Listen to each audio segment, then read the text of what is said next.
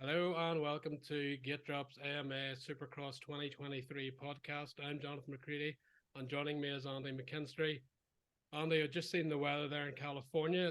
It's raining while they're building the track, so all previews and predictions could go out the window this weekend. But overall, it's going to be a long season, especially in America with the SMX series, the 31 race series, I believe it is. It's going to be a very long season for these guys. Probably having to stay healthy, number one priority, but we're just going to look at the Supercross season in this preview show. And there's a lot of good riders, a lot of riders who think they can win races, who think it's their time for the podium. Two very good rookies coming in. Christian Craig we'll talk about later, but already has 450 experience. What are your thoughts? Looking forward to the season. It's kicking off the entire motocross and Supercross season. A couple of days to go here. Anaheim's ready to go, and the riders, they don't have long left now for the gate to drop. Yeah, well, first and foremost, it's good that we're finally in 2023. It's been a while since there's been any major racing, so now we've got Christmas and the New Year behind us. It's all we're going flat out now. As soon as Anaheim 1 comes, it's just racing, racing, racing. As you said, as if they needed any more racing in America, they've created a new series for everyone to enjoy. So that means even more racing along with WS, the World Supercross Championship, and MXGP and everything else. So it's going to be a very, very busy year. Yeah, it doesn't start long going in from Anaheim. Kicks off your pre-season GP stuff and the GP and Supercross Outdoor Nationals SMX. It's going to be a pretty busy year. So we'll start off looking forward to Supercross. You have to start with, I guess, Eli Tomac, defending champion, had the perfect season last year. We saw him at Red Bull and, of course, Cardiff for World Supercross, and that was only a couple of weeks apart. He was just able to move from outdoors to indoors, do what he wanted, and come away with the win. This year he has a new bike, and I think that's interesting because we saw Cooper Webb last year coming in with a new bike, very confident in the pre-season press conference, said he hadn't changed the clicker from November. But when reality came, that bike didn't really suit Cooper Webb or seemingly anyone else in Supercross that whole season. I think for Tomac it's going to be different. I've heard as well that Dylan Ferrandis really loves the bike. They've both talked about how it's easier to throw around. We've seen videos and clips of Eli looking very comfortable on the bike. There's still that question when it comes to race pace, race intensity with so many other good riders. Also, is it going to be as good off the start? That was something that Tomac was really good at last year. But for me, he's still the favourite. He's still the guy to beat. It looks at the minute like he's only going to be racing Supercross. So motivation is the last 5 months potentially of his career. He's going to go all in. He doesn't have a lot to lose. His legacy secured. He's got a new bike he keeps saying he loves. So for me, I think he is the favourite. But there's that wee bit, is this bike going to make him worse? Is it going to make him better? And if it makes him better, look out everyone else. Yeah, well, I think it's probably the first time going into a season. I'm not even questioning. For me, he's going to win this championship. We take an injury or something drastic, I think, for him not to win the championship. And it's quite weird. It's probably the first time in his career. He's always been one of the favourites, but you were never, whenever in his Kawasaki days, you weren't really too sure about him mentally. But since he's went to Yamaha, he's a completely new rider, and ever since winning his first Supercross title, really, he's a new guy. He knows how to get the job done now. And like what was seen last year, he won't panic if he has a bad round. He knows consistency will win him this championship probably. If he rides the best, if he rides like Eli Tomac can, good luck to everyone else. And as for the bike, I don't. I think the bike will be. It won't be any worse than what the bike already has been. I know since Star has took on the Yamaha 450 gig over in America, they've done a very, very good job. So I don't see any issues. Although what I will say is I don't think he'll win A1. That's my wild prediction. I think he'll win the title, but I think he's experienced enough now to know that a top three, even a top five at the first round's fine, and just go from there.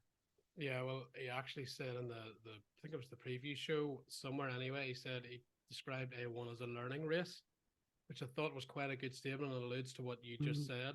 He said he wants to win it, but also it's a learning race. So I think he's aware it's not worth making mistakes. Yeah, And A1, and you it, just have to go yeah. through it. And at A1, it's the first race where everyone is so hyped up for it. Like Everyone's everyone's ready to just, win. yeah. Whereas he's got the experience now. He's got two Supercross titles under himself. In his head, he's probably been in the best position he's ever been mentally. So he's just happy enough just to take it as any other race. Whereas some other guys, they might try their very hardest this weekend, try and win the big one, and then you never know, might even fall to pieces off that. So it is going to be very interesting the first round because everyone is just so pumped for it. We've got racing back, but yeah, it's good. It's going to be an interesting one for me. The one to watch out for day one is probably Jason Anderson for me. I feel like I feel like when it comes to the championship, he might be the one that could really push Eli. Obviously last year up until the halfway point, you have to say Anderson had a bit more bad luck than Eli, Yeah. and he probably should have been closer. But then the second half of the season, Eli sort of showed what he was capable of, and maybe Anderson, as he got behind in the championship, lost a bit of motivation. But if he can keep it close early doors, you never know, because he's another guy that knows what it takes to win this Supercross championship, and he also And looks very good in the Kawasaki as well. yeah, and that's going to be his second year on the bike. So you would imagine that Mm. I wouldn't say teething problems because he looked good straight away, but I'm sure they've learned things that's going to make him more comfortable. Just the team dynamics as well to come in firing straight away. And you would say he's probably, in theory, the closest challenger to Eli, and there's certainly no intimidation there. But again, last year you mentioned he'd bad luck in terms of a couple of mechanicals, Mm. but he potentially bad decisions that he was taking on riders that were gonna have some revenge and wipe him out, and it kind of went that way, especially with Barsha, a bit with Malcolm Stewart. And Tomac never gets into those duels very often. He rides very fast. He makes aggressive passes, but they're never really annoying another rider that they want revenge. Anderson probably went the wrong way on some of those decisions, but again, he was unlucky that people like Barsha just completely wiped him out. And a couple of Yeah, wins too exactly. many just changed the championship, and suddenly Tomac had the momentum, and from there it was over. Yeah, exactly that. I mean, those two, I think it's fair to say those two in Supercross last year were a level above the rest. So it's going to be interesting to see who can step up to that level this year. Obviously, you've got Chase Saxon, who's probably going in with the best feeling he's ever had in terms of the outdoors. He was fantastic, and he should be stronger in the 450 this year, but then we've also to think about his future. You know, it sounds like he's going to be going to KTM in 2024. Will that be on his mind? You know, that sort of thing. So it's going to be interesting. But I think certainly those three early Yeah. doors, hopefully those three can be close. And then obviously we've got the storyline of Ken Roxon back on a yellow machine on the Suzuki. So I don't think he will have the consistency necessarily to win the championship, as that's kind of been his Achilles heel this last Mhm. 3 or 4 or 5 years, going back to his big injuries. But he can certainly win on his day. He's still an unbelievable talent. So I think there's no reason why he can't win races, get on the podium. It's just whether or not he has that consistency that he'll need to actually win the championship that he really, really wants, and that we all know he has this talent of winning. But so far, it hasn't went his way in Supercross. And I'm not sure the bike is going to be the reason he doesn't win the championship or can't win the championship. I think we've seen his health been able to stay at his peak level, peak fitness over 17 rounds, and especially outdoors. I think if he can cure that this year, I think he will have a chance if he can start off strong in the championship. He's obviously not had very long on the bike. So how good will his settings be? Will he be able to be competitive pretty well? Ken Roxley usually pretty good at adapting to bikes. He's had plenty of practice this off season. We've seen what he could do on a private Honda. He's rode anything and everything this year. So I don't. Obviously, he's Larry Brooks coming on board as well, who knows how to win championships. Been with James Stewart, been with Jeremy McGrath, and Chad Reed as well. So you've three of the biggest champions of the sport there. Now, he's quite intense. Ken Roxon is intense when he needs to be, but likes to relax as well. Probably more Jeremy McGrath and Brooks seem to get on well. So we'll see how that dynamic goes throughout the season. But I think the biggest thing for Ken's health is not actually the Suzuki, unless he stalls it. And then he's going to have to kickstart, Yeah. which could go into his fitness as well instead of just pressing a button. But generally, I think it's not a bad move for him because of his history with Suzuki. As long as he gets a base setting, which Kyle Chisholm seems to have helped him with, I think he'll be thereabouts. But again, it's the health. Suzuki are good at starts too, so he could be up at the front quite a bit. But for me, the pressure isn't on Eli. The pressure isn't on Ken because Ken's coming from, oh, well, it's a Suzuki. It's a 4-year-old bike, essentially. Anything he does is a bonus. Tomac's almost the same because he's established his legacy. For Jason Anderson, he's won a Supercross title, but he's getting a bit older. How many chances does he have left? I think he's under pressure because he came close last year. But for Chase Sexton, I think he said himself, this is the year. He's had enough experience. It's time to deliver, and he almost delivered outdoors. You couldn't really ride any better or get any closer than he did. This problem was Eli Tomac was able to match him every step of the way, and when it really mattered, deliver. But I think Chase will have learned from that. Although we did see a lot of mistakes in Supercross last year, so I think pace-wise he's going to be there. It's whether he can eradicate the mistakes and whether he can take what he's learned from outdoors, where he was good all year on every track. He was barely below second, if I remember, especially certainly top three positions all year long. If he can replicate that in Supercross, he could be the guy that Tomac really has to worry about, probably along with Anderson. But we're forgetting one guy here, Cooper Webb. Where are you putting Cooper Webb this year? For me, he could be a title challenger, or he could be 5 to 10 if he doesn't like the bike. And there's rumors his last year with KTM, and he might even go to Star or somewhere else next year. Everything's up in the air for Cooper Webb. Where do you see him in 2023? Well, I was at Paris, and after the first practice in Paris, I was hitting the panic button already, to tell you the truth. I mean, there was French guys he wouldn't have heard of were kirking on him, and he was terrible up the whips. But one thing I would say is he got better and better and better and better as the weekend went on. And obviously he hadn't raced Supercross in so long. He hadn't even Yeah. raced in so long because he gave the Nationals a miss. So it was probably good for him just to get the rustiness of racing out of the way before A1. And I think he might have a slow start to the season, maybe for that reason, because he hasn't really raced in such a long time. But yeah, I don't see it being as bad as last year because they had so many bike issues last year, and I would like to think they've made a step in the right direction. It's factory KTM at the end of the day, and you can forgive them maybe for having one bad year with a new bike, but if it was a domino effect into this year as well, there'd be a lot of questions there to ask. So I don't think he's a favourite for the championship. Maybe one of the contenders, maybe just slightly behind Tomac, Anderson. He's He's your probably going to full have the favorite, would you put him? consistency. Yeah, he's probably got the consistency over auction, and then he's got maybe that determination where on one random day he shouldn't win, but he for half a race he's good, and then he just he pulls a win out of the bag that way. So yeah, probably fourth or fifth favourite I would put him down as going into the season. But it's certainly going into the season there won't be as much chat about him probably this year. Yeah. So that might take the pressure off too, which could help. But I just think he'll need two or three races, to get back up the race pace really. Yeah, I think if he starts well or is in and around it in the first 2, 3 rounds of the season, Mm, if he sees he can win, yeah. then I think the other guys will have to take him seriously because once he sees he can win, he's usually able to deliver on that and he'll do whatever it takes. It was seen before to try and intimidate his competition. But it's hard to put a marker on him yet because we just don't know after last season with the new bike.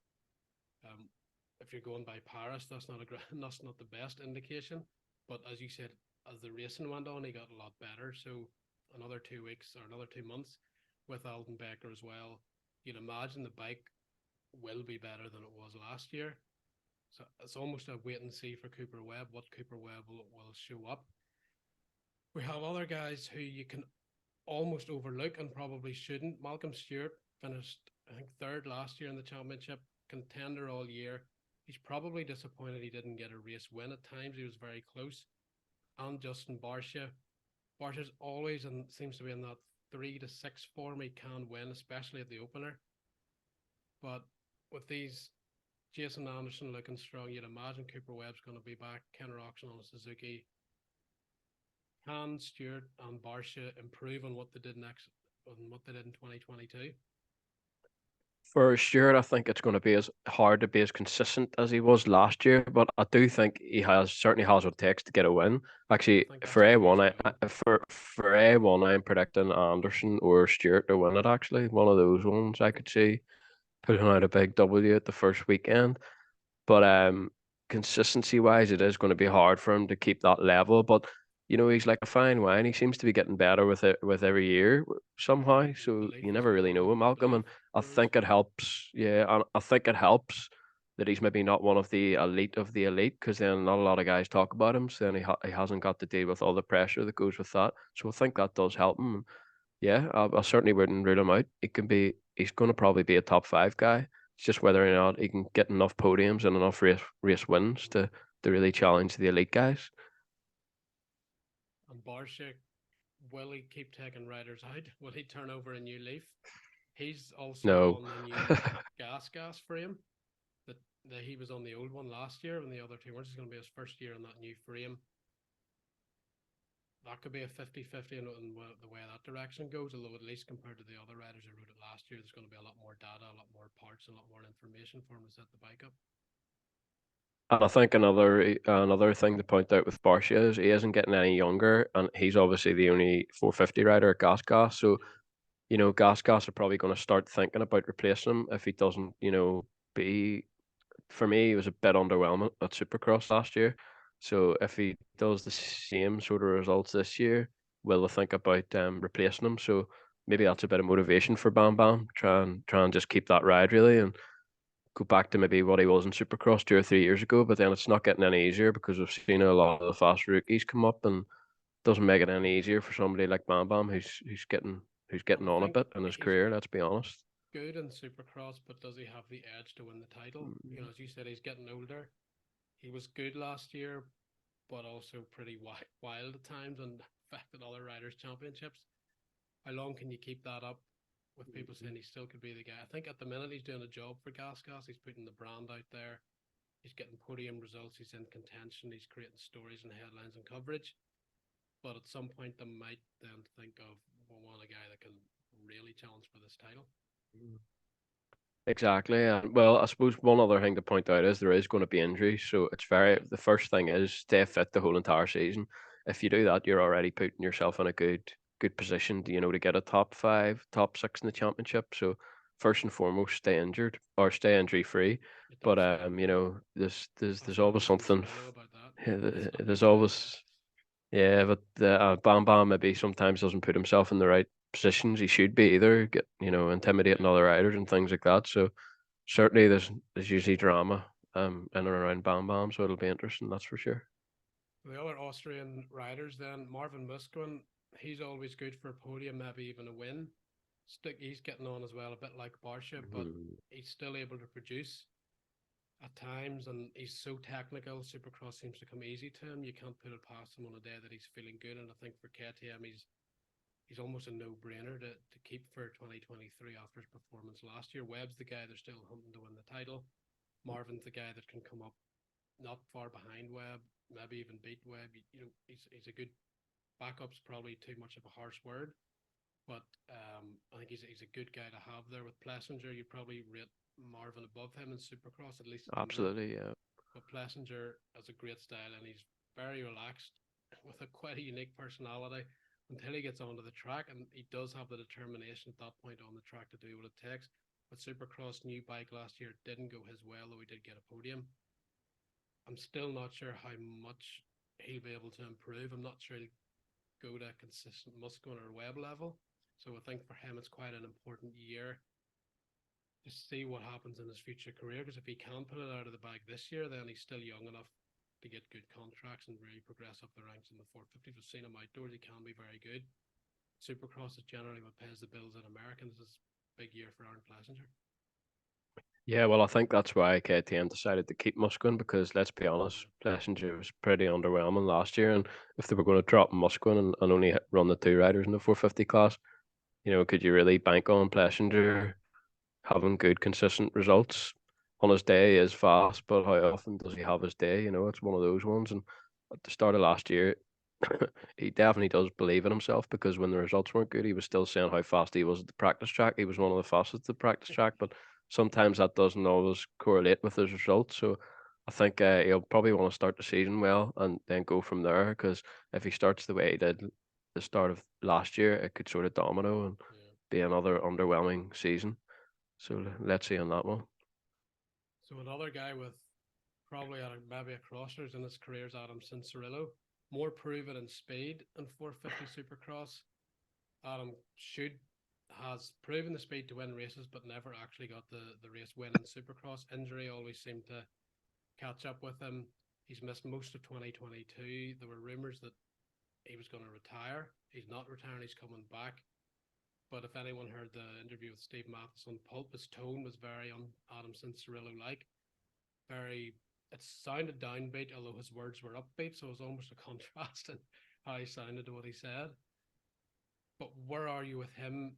Again, unknown.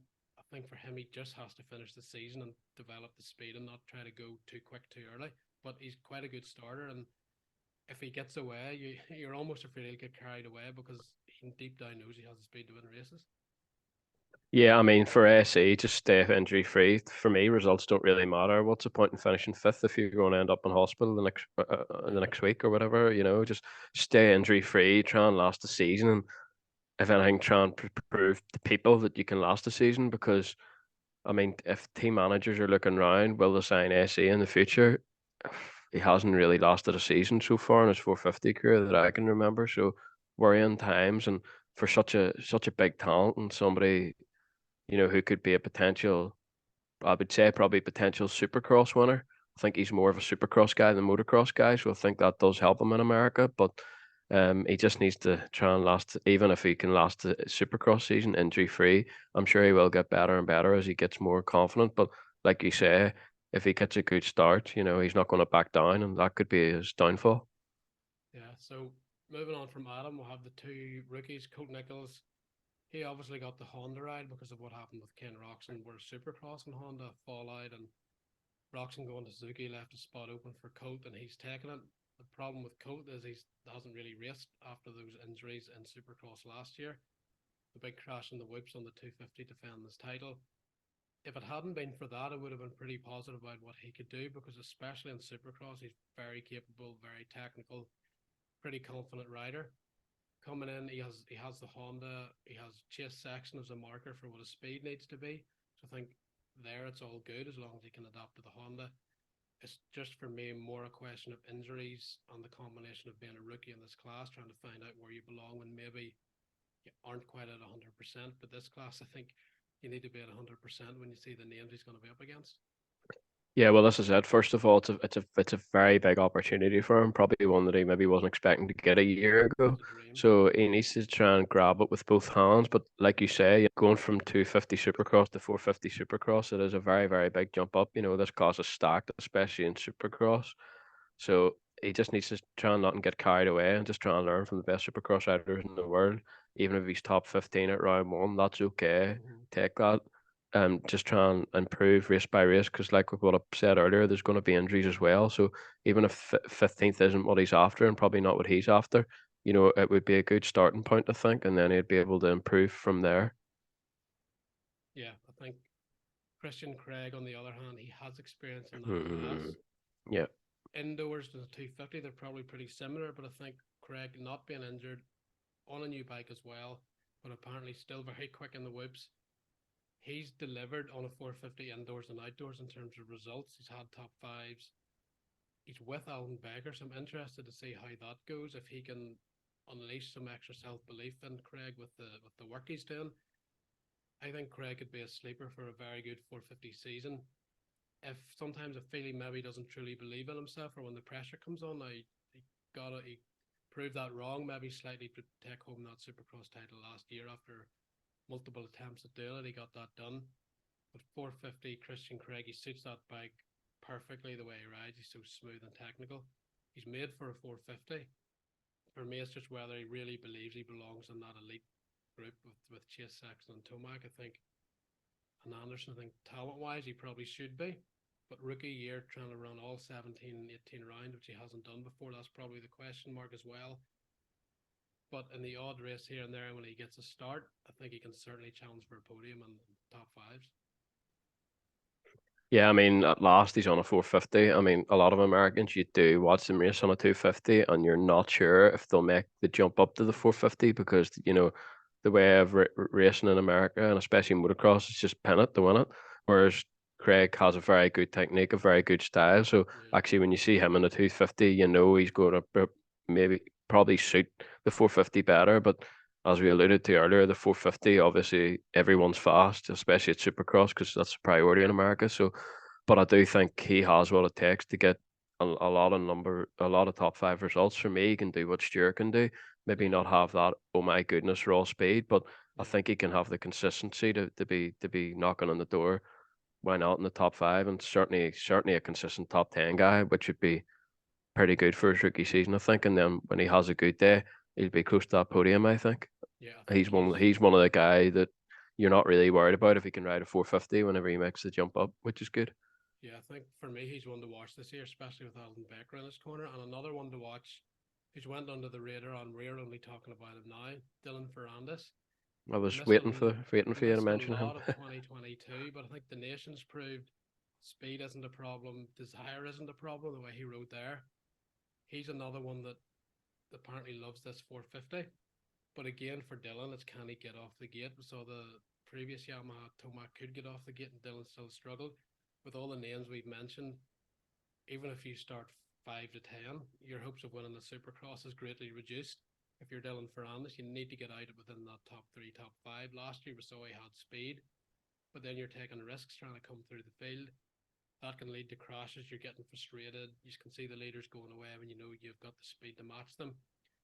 So this year he's apparently more comfortable on the bike, but it's still going to come down to starts. If he gets the starts, then he can relax. And once he knows he's a speed in the first couple of rounds, we might see a very, very strong Dylan Ferrandis. But again, a wee bit like Cooper Webb, you're not quite sure what way it's going to go with Dylan. But I think the starts are going to be a key indicator early in the year. Well, I think with Dylan, we don't need to question his speed. I think No. that he's as quick as anybody on his day. But as you said, his starts aren't good. And another thing is he could he could go down a slippery slope. You know, he's already got quite a few injuries in racing Supercross, and similar to Adam Cincerillo, he can't really afford to get injured again this year. So similar to him, just stay injury free. He knows he's going to have speed. We don't need to question that. On his day, Dylan is as quick as anybody, Supercross or motocross. So mentally he should know that, but again he gets carried away and he wants to win. So it's going to be an interesting one. But certainly if he can get good starts and put himself in good positions to start with, that he could be there knocking on the door, no doubt about it. But yeah, he does have the odd crash in him, and maybe sometimes he does push above his limit. As unbelievable he was at the Motocross the Nations, you could tell he was riding on the absolute limit. He made a mistake in the last Yeah. moto just when France were looking like they were really going to challenge Yeah. America. And with Supercross, your margin for error with mistakes is even smaller, and the chance of injury even higher if you get it wrong. So mistakes, but that can also correlate with the bad starts. I think those are the issues for Dylan. But if he's liking this bike better, again, that might help make less mistakes. But I think it's still going to come down to starts for Dylan Ferrandis. Yeah, hopefully he's been doing plenty of starts in the off season to prepare for this, because that's one thing he doesn't really need to work on probably compared to some riders is speed, because he has it in abundance. So yeah, hopefully he can get out of the gate and make life easier for himself compared to his 450 Supercross career so far. And another couple of riders then to keep an eye on, the Hill brothers. Justin Hill missed all of last year, but everyone I think knows just how talented he is. If he can put that together with Team Tedder, who Josh is riding for as well, he could maybe get in amongst it and do some top tens. But with the Hill brothers, you just don't know what you're going to get. We saw Josh World Supercross; he was pretty consistent and pretty fast, so it's not like he's coming in unprepared race wise. Don't think he's doing all the rounds, but the Hill brothers could be a couple of wild cards to keep an eye on in this pretty stacked 450 class. So you've alluded to it earlier. Tomac's your favourite for the championship. He's mine as well. I think we're both picking him to win it. But who's your top three in the championship going to be in 2023 Oh, MS Supercross? top three in the championship. Oh God, you've hit me there. I thought you were going to say who do you think's going to win. I won't. Well, Tomac for sure first. Anderson second. Third's tricky because you don't know who's going to get injured and all that. Even though the two guys just said could get injured, but you know what I mean. I'd probably go. I would go Saxon or Webb third. I'll go Saxon third. Yeah, I think I'll go Tomac, Sexton. I guess Anderson or Webb. So we're both agreed in the top four then. I think So we're those going top Anderson. four, Yeah, we'll go Anderson those just top because I'm four, so unsure of Webb on that those bike in the whips. so those top four are completely screwed then. Yeah, yeah. Ken We've Robinson, just I picked think them. could be top 5 overall. Hmm.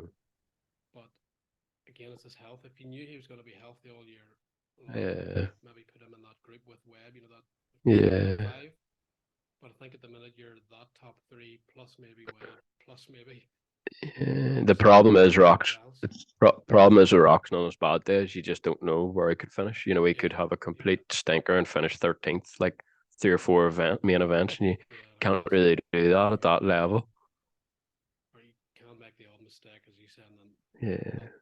3 good days and 1 really, really bad day. Yeah. Tomac doesn't really do that very much these days. Like he said himself, he's mentally in the best place he's ever been in. So I think for him and us, he's the favourite going into this championship. So that's the 450 class discussed. We'll briefly look at the 250 West, which is. I have got a question for you just before we go on to the 250s. We'll obviously discuss them in the 250s, but obviously Jet Lawrence has said that he might ride some 450 main events that don't clash. Do you think he should do that? Do you think it's a good idea? I'll give you my perspective first to give you time to think. I personally don't think he should rush it because he's going to be doing 450 outdoors anyway, and he's got a 250 title to think about. And Jet being so good, he could probably win on his 450 debut. But at the same time, he could be battling with Eli, and battling at the front of a 450 Supercross class is a lot more intense than at the front of the 250. So he could end up, crashing or doing something daft. And I just don't think he really needs to take that risk because he's going to be riding a 450 in the motocross season anyway. So he'll be able to get used to the bike. Obviously, it'd be a great story and it'd be great to see him in the 450 Supercross class. But I mean, this time next year, we'll be able to see him in the class anyway.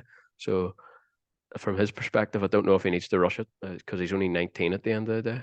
Well, I think he must be being employed by Team Honda secretly because Lars Lindstrom sort of mentioned similar that they were thinking of putting him on the 450 to race test him, but now they might not be.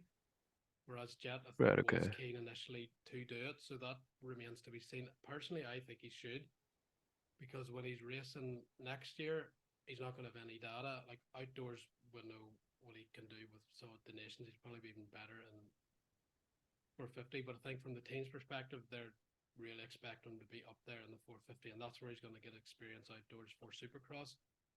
But I would like to see him ride even a couple. We saw Roxon did, we saw Dungey did, we saw Kevin Windham in 97 was leading 125 West class, jumped up, actually won a main event on the 250. Testament to Windham's talent, obviously, but this happened a lot more 10, 15, 20 years ago. It wasn't really as much of a big deal. Now it seems to be a lot more of a big deal, and the teams are not so keen in doing it. For me, I like it because I think even if he does 1 or 2 rounds, it just gives him a base setting of what he has to work for the next year. Ideally, he'll race Tampa because that's where I'm Supercross I should be at. But 2 weeks after, I think that's 2-3 weeks of preparation, and it's in Florida. I'm still keeping my fingers crossed. Jet Lawrence will be on a 450 in Tampa, but it sounds like he might be taking your view of it, keep him safe for 450 outdoors and just make sure he gets the 250 West title. But my view is let him ride a couple, no expectations, no pressure, just to get base settings and a feel for what the class is like. So when he's going in next year, he has some data for going into A1, and he's not just going into Anaheim 1 next year, complete rookie, complete pressure expectation, because everyone knows how good he is.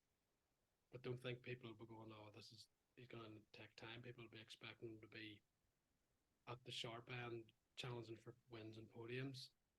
So I think a couple of rounds this year wouldn't do him any harm.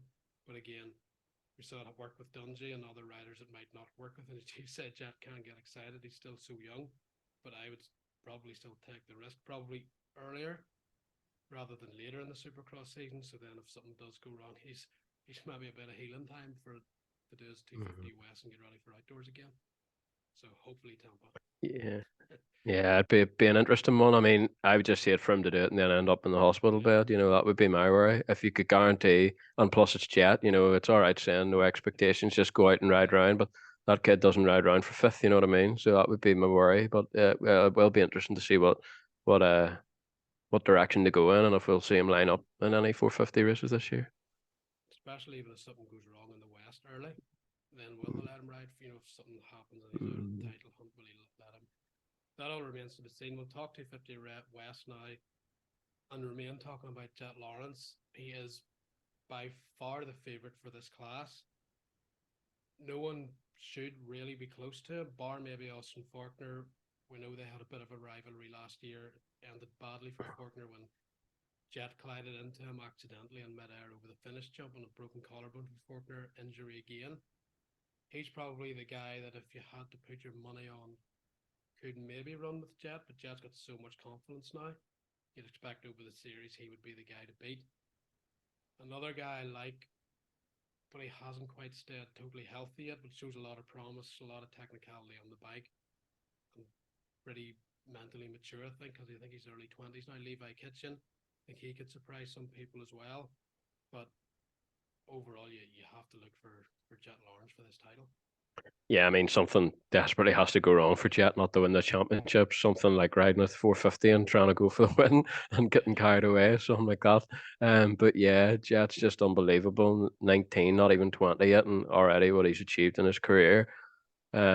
Basically racing in all the big three continents that you need to race in to make a name for yourself. And now he's one of the best riders in the world. There's no doubt in that. But for me, I was very surprised to hear that Austin Faulkner was actually going to race the same coast as him. Don't know why. I just thought he would race the opposite coast, to be honest. But it's interesting to see that we'll see that rivalry. Well, if you can call it a rivalry. I mean, Faulkner needs to try and get close to Jet before we can call it a rivalry. But because you know he's one of the yeah, guys that isn't intimidated by Jet sitting on the gates. yeah. But it's still surprising for me. I thought Faulkner would have rode the other coast, to be honest, because even he knows if Jet rides his best, it's going to be very, very hard to win this championship, and he would definitely have had another better chance at the other coast. So very, very interesting, I think, to see that those two will be lined up together. And then as well, you have RJ Hampshire, hit and miss as well. Not Very always wild. the guy that can stay on the bike, but always the guy that can go very fast. Pierce Brown, for me, he's a lot of talent. That's somewhat unfulfilled. He's pretty stylish on the bike. He can get good results, but we're still waiting on the consistency with him. And then we have Max Anstey, British rider, down to the 250s. The 250 didn't go great at Motocross of Nations, problems with the bike, but I think any fears around that was dispelled with World Supercross. Really, really good there. Came within a couple of laps and one pass, and Shane McElrath of winning that title fast in the Australian Supercross. So he's plenty of Supercross laps under his belt, especially against the likes of Shane McElrath. That World Supercross class was really stacked. So I think that's going to put him in good stead for coming into AMA. There's going to be no doubt of himself with the bike. I think he knows he's ready to go and he knows he's fast. Jet Lawrence fast, not so sure, because I think he's a different level. But for the rest, for Anstey can stay in there. If Jet gets hurt, Anstey gets the starts. I think he's on for maybe certainly top 5, but probably he'll be looking at podiums this year, if not race wins, if he can have his day.